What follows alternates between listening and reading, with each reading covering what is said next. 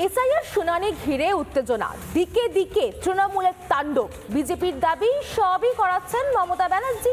হিংসার মাধ্যমে ভোটের আগে তৃণমূল আতঙ্ক সৃষ্টি করতে চাইছে, এমনটা দাবি করছে বিজেপি। দেখুন একবার।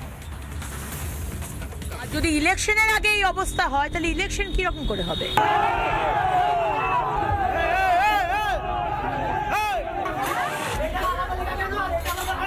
পুলিশ করার দেখায় না।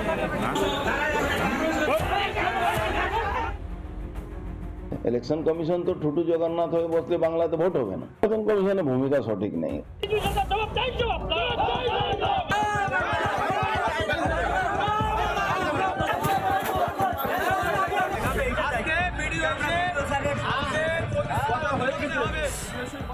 রাজ্য জুড়ে চলছে এসআইআর এর শুনানি, দিকে দিকে চলছে তাণ্ডব। দক্ষিণ 24 পরগনার একাধিক জায়গায় রাস্তা অবরোধ করে বিক্ষোভ। একই ছবি উত্তর 24 পরগনার বসিরহাট এবং সন্দেশখালীতে।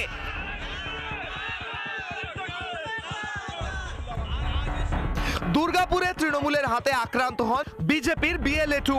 এর প্রতিবাদে মঙ্গলবার বিক্ষোভ দেখায় পদ্ম শিবির।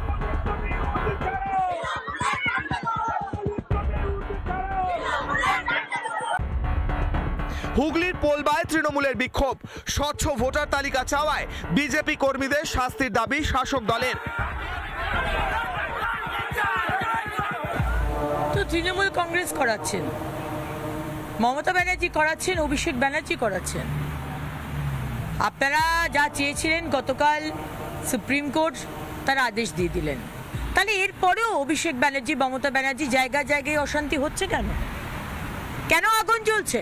মমতা ব্যানার্জি ইডিকে ঘরের থেকে আইপ্যাকের বাড়ি থেকে, আইপ্যাকের অফিস থেকে ফাইল নিয়ে চলে আসার পরে আপনি কি ভাবছেন মমতা ব্যানার্জি ভোট করতে দেবে? মমতা ব্যানার্জি প্রত্যেকটা বুথে বুথে ওর পুলিশ আর গুন্ডার আগে প্যারামিলিটারিকে মারবে।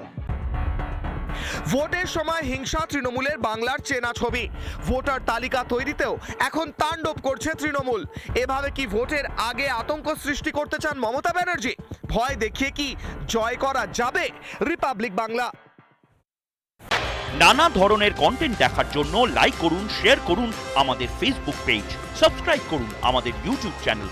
পাশাপাশি অন্যান্য ব্রেকিং নিউজের জন্য অবশ্যই চোখ রাখুন রিপাবলিক বাংলায়।